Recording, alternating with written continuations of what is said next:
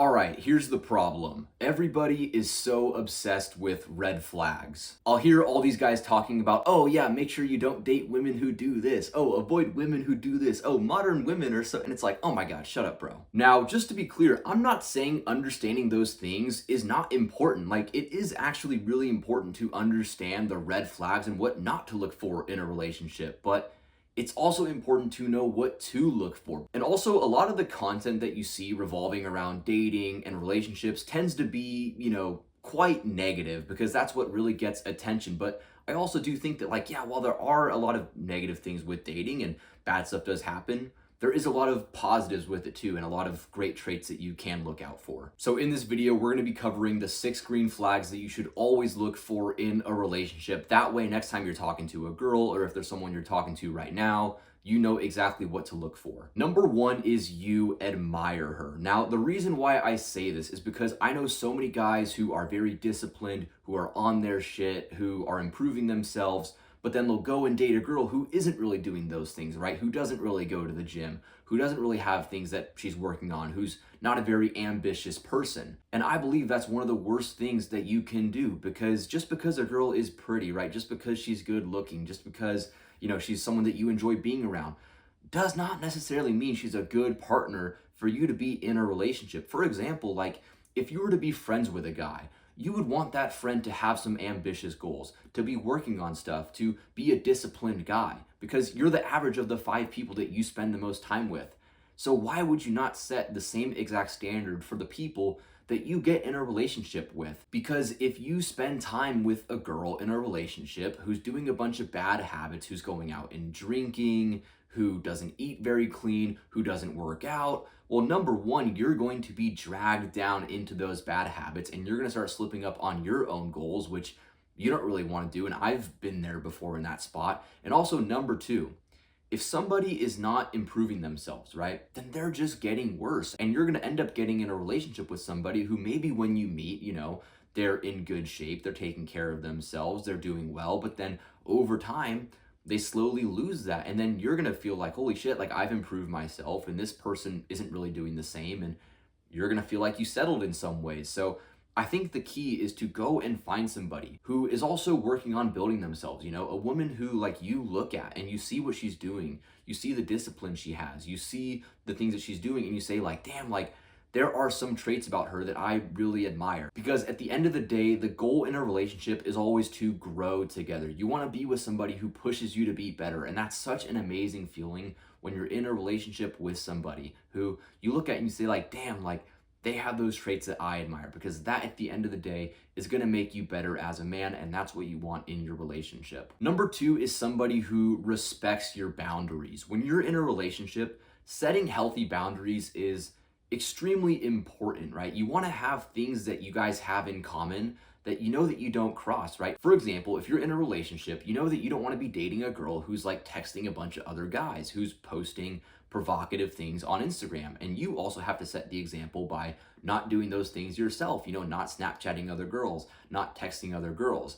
The problem is there are some people who will want to get in a relationship but still do those things. So you have to make sure that you find somebody who is on a similar page about these things, right? Like, these are the boundaries that we're setting for our relationship, right? We're not going to be texting other people. We're not going to be arguing with each other, right? We're going to be calm. We're going to maintain healthy boundaries. And that all starts with, first, you setting the example as a man, but also making sure that you're with somebody who has similar ideas for what's acceptable and what's not in a relationship. And when you have that conversation, if you find that that person is like, oh, I don't agree with that, oh, you're insecure, oh, you shouldn't do that, then you know that they don't really actually respect the boundaries that you're setting for a relationship, and you'd probably be better off not getting in a relationship with that person. And also, it's important to note that, like, the way you go about setting boundaries is you don't ever tell a girl, oh, no, you can't do this, oh, that's unacceptable. You just say, hey, I'm not going to be texting other women, so I hope you're not texting other guys. If I go out with my friends, I'm going to make sure that I'm back at a reasonable time, and I'm going to make sure that I text you, let you know what I'm doing. So I hope that you give me the same treatment back. And at the end of the day, if you're in a respectful relationship, you're going to make sure that your partner is heard and understood. Now, number 3, you want a girl who supports your goals, okay? Because at the end of the day, your mission, your purpose, what you're striving towards as a man is the most important thing in the world to you. I mean, you probably have something ambitious you're working towards. Maybe it's building your physique, it's getting into your dream school, it's building a business, it's playing a sport. With whatever it is, that goal is extremely important to you. So you have to make sure that the woman you are with, she supports that mission. She supports that goal, you know? She cheers you on. Like, your girlfriend should be your biggest cheerleader. If you find that, you know, she's always saying, "Oh, you need to stop going to the gym so much. Oh, you need to stop working so hard and just, you know, spend more time with me." If she's constantly pressuring you, right, to take your foot off the gas and to relax and to, you know, not pursue your goal so hard, she's probably just not the right girl for you. Now, with that being said, okay, time management is also super important. Like, if you're not spending any time with your girlfriend and she says, "I want you to spend more time with me," then there is a fine line there, right? If you're spending 15 hours a day working on your stuff and 0 time with your girlfriend, okay, that's understandable. And you have to be able to, you know, reason with this a little bit, because quality time is very important in a relationship. But what you don't want is, you don't want a woman who kind of goes in the other direction and tries to spend too much time with you. Like, for example, I had this one friend in high school who, he was dating this one girl, and he was a very motivated and hardworking baseball player. And then he started dating this girl, and all of a sudden he stopped showing up to our workouts as much. He stopped, you know, trying as hard at practice. He started skipping days. And my theory was that, you know, his girl probably wanted to spend more time with him. So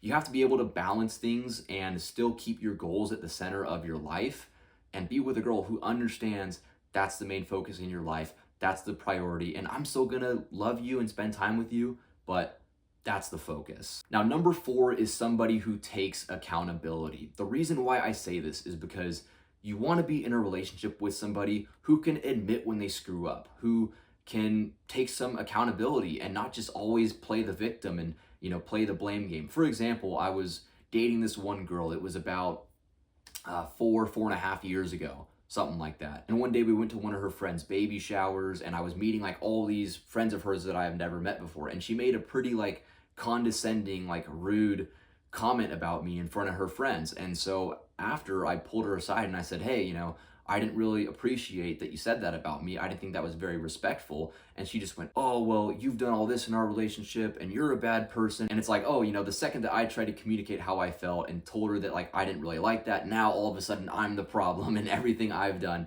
is bad, right? And that's one of the worst feelings that you can have, because if you're with somebody who they can't ever admit that they're wrong and they just constantly throw the blame onto you, then that's a problem, because you're always going to feel underserved. You're always going to feel like they don't really actually respect you and truly care about you. Now, just to be clear, this all starts with you setting the example as a man. Like, if you can't take accountability when you fuck up, when you screw up, and you can't apologize to your girl when you do something wrong, then that's a you problem, and that's gonna lead to her not really respecting you as much. So it starts with you setting the example, and when you screw up, saying, "Hey, you know, I screwed up. I'm sorry. You know, I should have spent more time with you." Whatever it is, right? Just being honest and admitting when you screw up. But that's something that goes both ways, right? You shouldn't have to take all the blame for stuff in your relationship, and she shouldn't have to take all the blame either. It's about both people being able to hold themselves accountable and take responsibility. Now, number 5 is somebody who brings positivity. For me personally, I really value, you know, my happiness and being in a good mood, being positive, right? Trying to see the good in things, even when situations are going bad, right? Even when there's, you know, 100 things that you can complain about, still finding the positive things and being grateful for those. And I think you really want to be with a girl who has a similar view on things, right? Who's not always coming home and just complaining about shit. "Oh yeah, work was so bad today. Oh, I hate my life. My life sucks." It's like, yes, okay, life is hard sometimes, but there's a lot of shit to be grateful for at the same time. Now, does this mean that you can't ever talk about your problems, or you have to be with a girl who can never talk about her problems?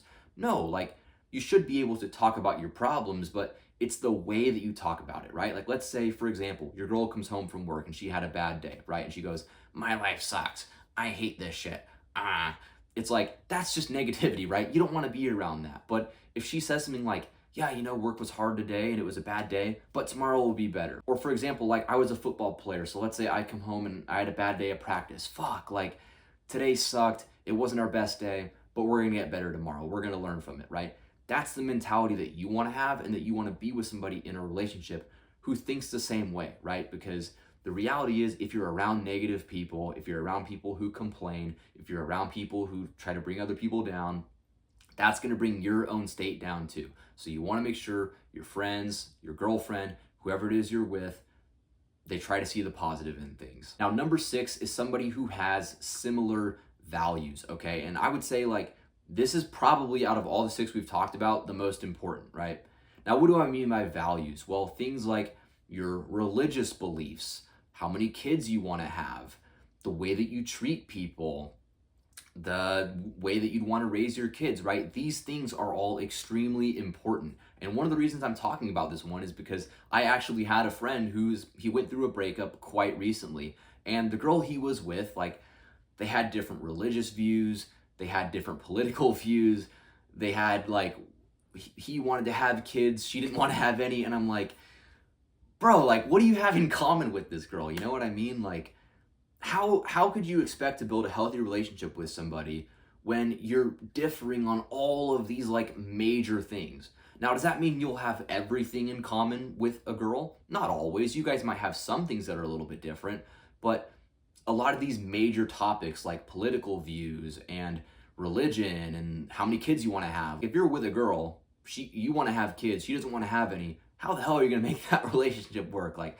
that doesn't make any sense. And it's hard. Like, I'm not saying this to talk shit about my friend or to, to say bad things. Like, I'm just saying this from a loving, brotherly perspective, because it's hard when you're in that situation, when you're with a girl who you like and you enjoy being with and you have fun with. But just because you enjoy being with somebody and just because you have fun with them does not necessarily mean they're a great long-term partner. You have to have some discernment and be able to see, like, okay, is this somebody who aligns with the life that I'm trying to build, who fits my long-term vision?